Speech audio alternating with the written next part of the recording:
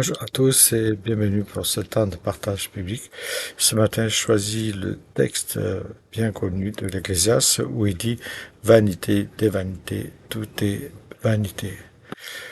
Ce texte de l'Ecclésiaste qui a été écrit par le Qoéleth ou Salomon, considéré comme l'homme le plus sage de l'histoire, nous rappelle cette vérité fondamentale de la nature humaine. Tout est buée dans la vie. C'est le terme grec le terme hébreu qui nous rappelle que la vie n'est que de passage. Et cette histoire de l'Ecclésiaste m'a rappelé une personne qui avait acheté une vieille maison entourée de, de ronces, même plutôt envahies. Et en nettoyant, en défrichant son terrain, elle a vraiment pris conscience que l'ancienne propriétaire avait probablement consacré des heures, des jours et des mois à planter des arbres, à les arroser, à les protéger, à les regarder grandir sans jamais s'imaginer que plusieurs décennies plus tard, une autre famille viendrait s'asseoir sous les ombres de ces arbres et déguster leurs fruits. Et je trouve intéressant de réaliser que tout ce que nous construisons aujourd'hui ne nous appartient pas vraiment. En effet, nous ne faisons que passer. L'Ecclésiaste nous le rappelle à maintes reprises. Les arbres que nous plantons, les murs que nous bâtissons, les chemins que nous traçons peuvent être l'histoire de quelqu'un d'autre qui nous a précédés ou qui viendra après nous. Et nous espérons tous que ce que nous avons construit dans 30 ans, 50 ans ou davantage sera un jour découvert par une autre famille qui ouvrira la porte de cet ouvrage et trouvera une richesse dans ce que nous avons réalisé. Mais rien dans la vie nous le garantit. C'est ce que nous enseigne l'Ecclésiaste, c'est que la vie est comparable à cette pluie. Elle apparaît brièvement, puis elle s'évanouit. De plus, ceux qui viendront après nous ne seront pas nécessairement motivés de reprendre le flambeau que nous leur laissons.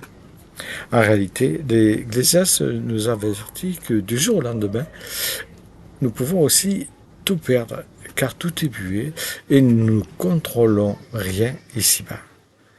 Chacun de nous peut perdre le contrôle de sa vie, de ses projets ou même de toutes ses possessions.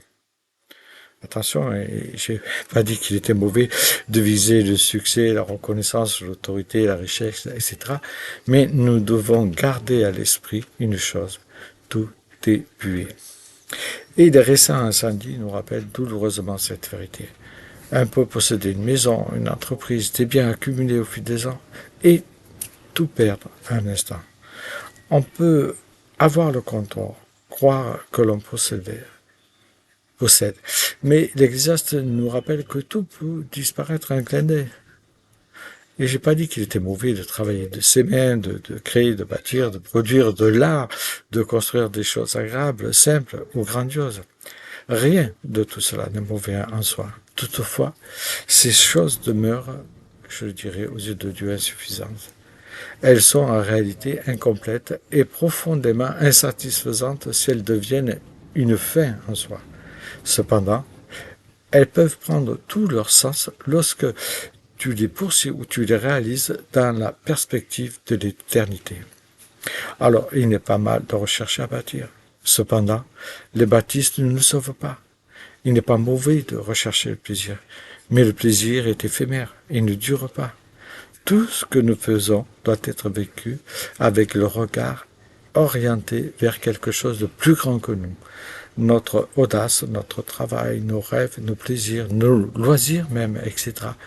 Tout cela peut prendre un sens qui dépasse notre propre existence lorsque nous l'associons à Dieu. Car si tout est vanité, alors nous n'avons pas d'autre choix que de nous élever au-dessus de cette vanité, non pas en méprisant les autres ou les réalités terrestres, mais en leur donnant une vision beaucoup plus large. Ce que nous possédons aujourd'hui pourrait bien appartenir à quelqu'un d'autre demain, mais ce que nous faisons avec Dieu, ce que nous semons dans la vie, transmettons et accomplissons avec foi et avec l'amour de Dieu, peut dépasser notre propre existence. Alors, construisons, travaillons, rêvons, créons et savourons la vie. Mais n'oublions jamais que tout cela est temporaire. Si tout est muet, alors vivons avec les yeux tournés vers celui qui en est le consommateur. Je vous souhaite une bonne journée à chacun.